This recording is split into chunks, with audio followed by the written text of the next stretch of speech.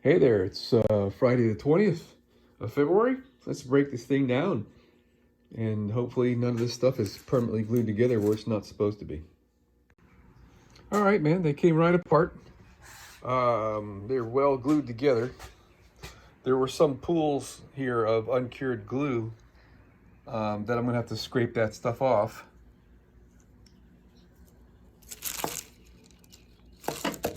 And then we're gonna run this through the saw and trim them equal. I left a little bit for trimming. So we're good here. It looks great. Okay, my old blade just wasn't cutting it. No pun intended. It was chipping on me. And so I went to Lowe's.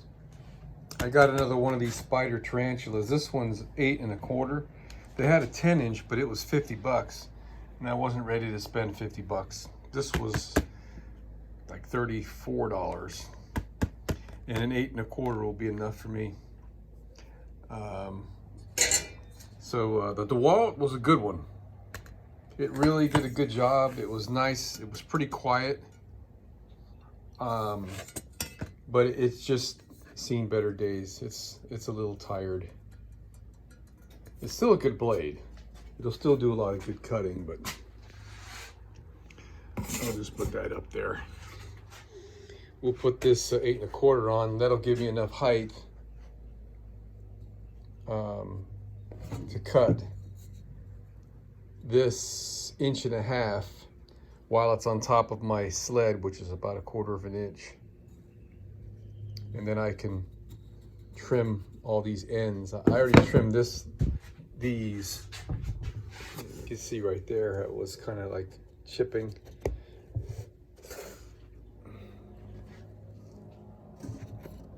So hopefully this guy here is going to make a world of difference. I think it will. Yeah, it's cutting way better. The one on the left was done with the old worn out DeWalt, and the one on the right with the new, what was it called, tarantula. A lot smoother cut, and big difference. To me, it's a big difference. And the thing goes through the blade. It's like you almost can't even hear it cut. Pretty amazing blade, man. It's nice. I think I'm gonna like that one. All right, so now the next step is we have to set up a jig on this, a stop, so we can get all these the exact same length. I've already cut the one side of every one of them. We're looking for 8 inches. Where's my tape measure? I got a doctor's appointment today, so there's not much more I'm gonna do before I gotta clean up and go. Time for my annual physical. Okay, yeah, we're at a little over 8 1/16 on that one anyway.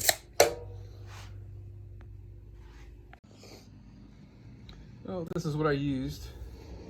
Just created a stop here. And it's beautiful. They all cut great. Man, what a nice cut. I mean, this is like it's been sanded. It's so smooth. There's a tiny little chatter right there, but it's just like the most perfect cut. On both sides, I cut this thing. Look at the slivers I cut off of it. Really nice. Wood is nice to work with. I mean, oak would have been prettier and more durable, but didn't feel like mortgaging the house. All right, yeah, I already got 50 bucks into this thing for this grade A pine. All right, so I've got these ripped to half.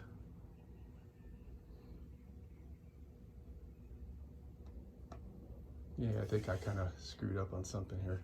I got some 1/4 inch pieces I'm supposed to cut. I don't know what pieces those came out of. I don't know.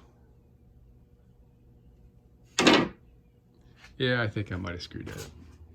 But we can recover because all it takes is money, right? Okay, so things are moving along quite nicely. I did this, I believe you call that a rabbit cut. by, with a test piece, getting the depth of my blade cut to 3/16, and then setting the width with a test piece as well to my fence, so that this would give me a good fit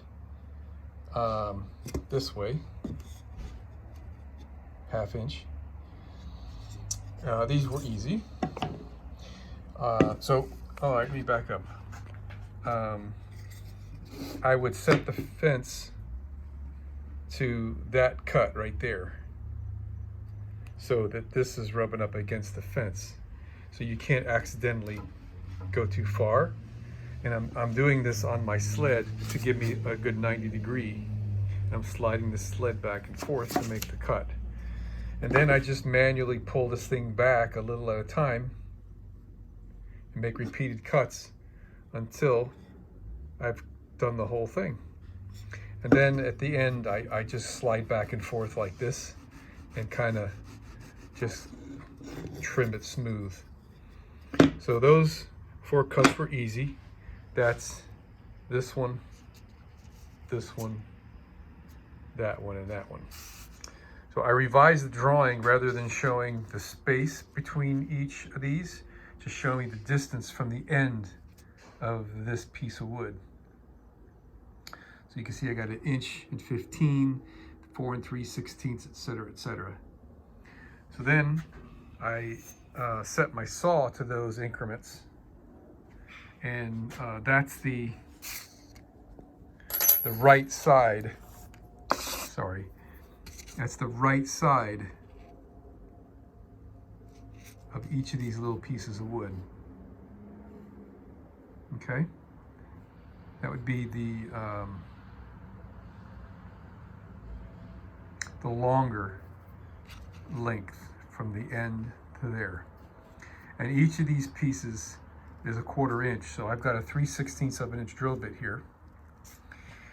And I just finished this last cut right here, which is 11 3/16. All right, 11 3/16. So that gives me that right there. Beautiful. Then I take my 3/16 drill bit and I put it in here as a spacer, and I make sure that the play in my sled is all the way that way at the same time, and I make the second cut, which is the right side of that, and then I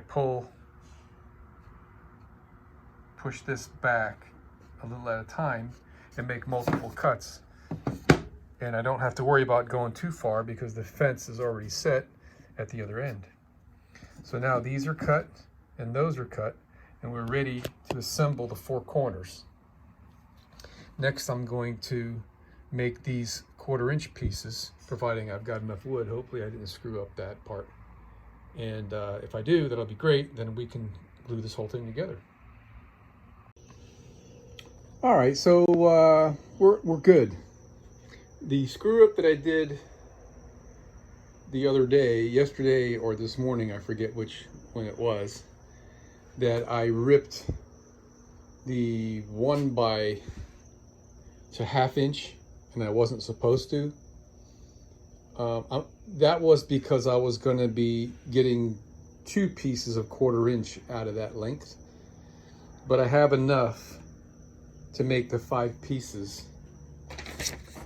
that go here. 1 2 3 4 5. Yes, I'm counting them just to make sure I'm right, and even another foot to spare.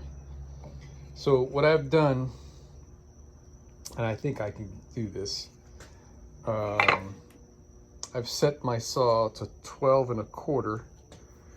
If you take away 1/2 of an inch, that gives me 11 3/4, which is the size I'm looking for.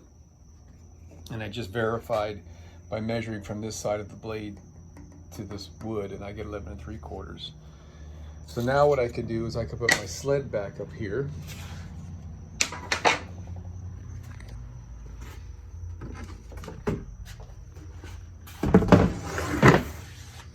And I can cut this piece a number of times, I don't know how many exactly, all the same size, and then that would be allowing this piece to break free from a bind once it passes that.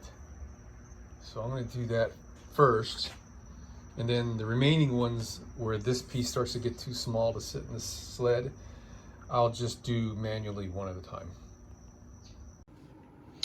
Okay, we're in here in the bus doing a test fit, and we've got a bow in this that gave me a false reading. So this doesn't fit. Thankfully, it's too big rather than too small. So it's all good. What we're going to do is trim these guys that much. And it doesn't need to be tight in here, so we could go even 1/8 of an inch more than that. And what that's going to do, everything's going to stay the same where the cutlery goes. It'll just shorten up this last compartment just a little bit. So let me get my tape and measure that. That looks like 1/8. So if we took off 3/16, I think we could safely take off 3/16. I got to double check the dimension of this up at the surface where this is going to be riding. It's going to be 4 inches higher. There's going to be another layer to this thing. So I got to double check what's going on. Also, so I was checking square. This corner is square. This corner is not square by a huge amount. I don't know. It's like 1/8 of an inch over there. We look square on the vertical for as much as we're getting a reading off the bottom. So maybe it is square enough that way. The bottom looks pretty straight based off of these pieces. A little bit of a thing going on there. All right, so we gotta massage this thing to fit in there correctly, and that'll also help us on the lower level. We're gonna have to make some adjustments on that lower level piece to fit. It'll need to be the same size as this. All right, now we're ready to rock and roll. We're square, and we've got about 3/32 of an inch space over here, and I think that's going to be just right to allow me to have the ability to slide this thing back and forth or up and back. So now I can cut my plywood bottom for this piece, and I'll make sure I cut that plywood square to the corners. It'll be a rectangle, but it'll be square. And so when I do the assembly on this piece, I just follow the plywood and everything's cool. So what we're going to do with the plywood is just a simple butt joint on the bottom, because we're really never going to be able to see the edge. I mean, I guess we can. If we're pushing this all the way back, we'll be able to see the edge right there, whatever. But what that does for me is that takes the least amount of space from the height. I mean, I guess I could have like rabbited around all the edges and stuff, but then, you know, it gets really complicated. So we're just gonna put that right on the bottom. You know, geez. So I guess I never cut these, because now that I'm measuring to cut the plywood, I'm within a 32nd of an inch of the specified length. So we're going to cut the plywood to 30 inches long so we can trim flush by whatever this is right here, and we'll roll with that.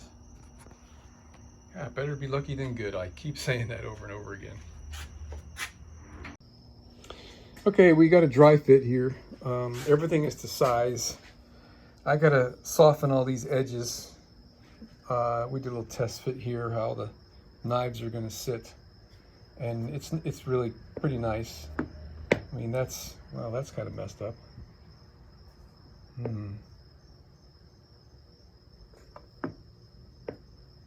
I didn't notice that till just now. I don't like that at all. Well, looks like I got a little homework to do to figure out what to do with that, because we don't want that sticking up. I'll have to get all the knives out here and test how they sit, and then put a little block under the heel of this, whichever, make this the first one or something, so that it won't do that.